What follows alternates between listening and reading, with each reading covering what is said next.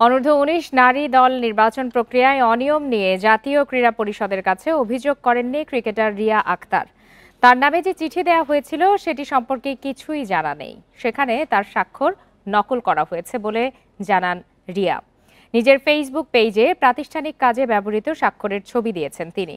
নারী ক্রিকেটার কল্যাণ সমিতির পক্ষে চিঠিতে রিয়ার স্বাক্ষরের সঙ্গে যার কোনো মিল নেই। অথচ দল নির্বাচনে অনিয়ম নিয়ে সেই চিঠির জন্য বিসিবির কাছে ব্যাখ্যা চায় এনএসসি।